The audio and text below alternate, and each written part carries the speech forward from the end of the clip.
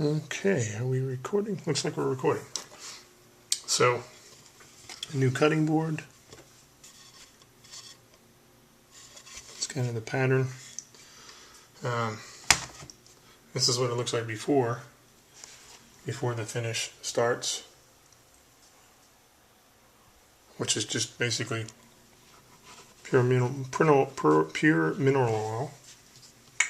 This little stuff right here.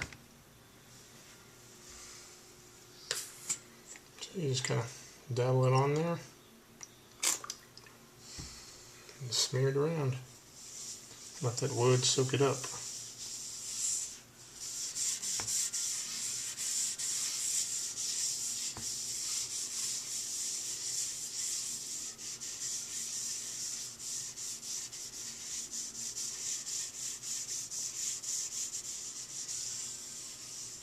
And as you can see, that grain really soaks it up quickly.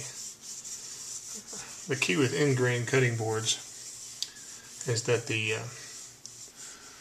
grain basically sits like this, and when the knife hits the grain, it's slicing in like that, so it doesn't dull. Where if you were going the other way, that steel would just be hitting the wood grains this way, and it would dull. So that end grain really soaks up any kind of finish, any kind of liquid you stick on it. Alright. Give it one more little blob.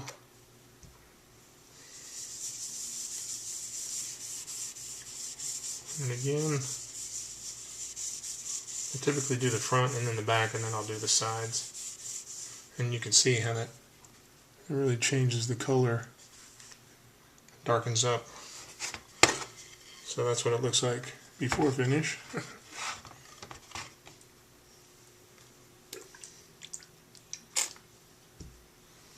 And depending on the wood, grain structure and whatnot, you can, I don't know, sometimes it takes 4 coats.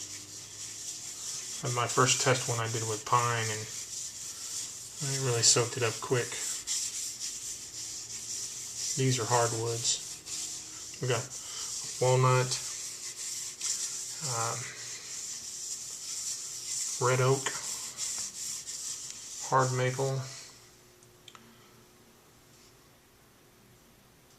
and I think it's Padauk. Yeah, Padauk. The red stuff is Padauk.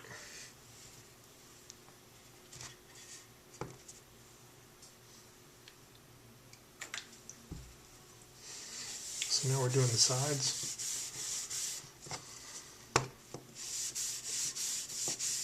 Boy, does that stuff color up nice. And then you just let it sit. Let it sit and soak. I may actually sand it after a couple of coats if I don't feel like the grain is setting down. Sometimes when you start applying finishes to stuff, the grain will pop up and you got to hit it again a couple of times with sanding. And I'll use probably something really fine like a 600 or maybe an 800 or maybe even steel wool. I've got some stuff here. You can't see it off camera, but it's like steel wool. It's like synthetic steel wool. It's plastic, but it abrades. It abrades just like steel wool.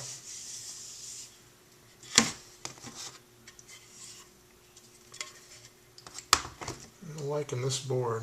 And this was all basically just kind of scraps I had left over from making bases and whatnot.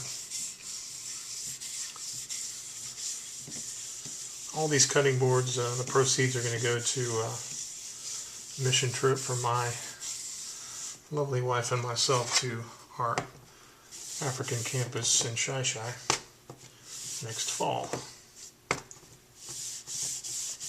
So anybody purchasing one of these boards is going to a good cause, not just my personal enrichment.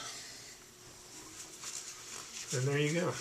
I'll move this around where we can get a little better shot of it.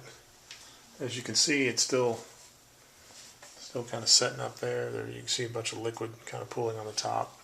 And I'll let that sit for a little bit before I dry it off. And then I'll give it a couple of hours, maybe 8. That way, coat early in the morning, late at night, 2 days in a row. That'd give you 4 coats over 2 days. That should be more than enough to seal it in and get it ready for use. Alrighty then. Well, that's how we finish a cutting board.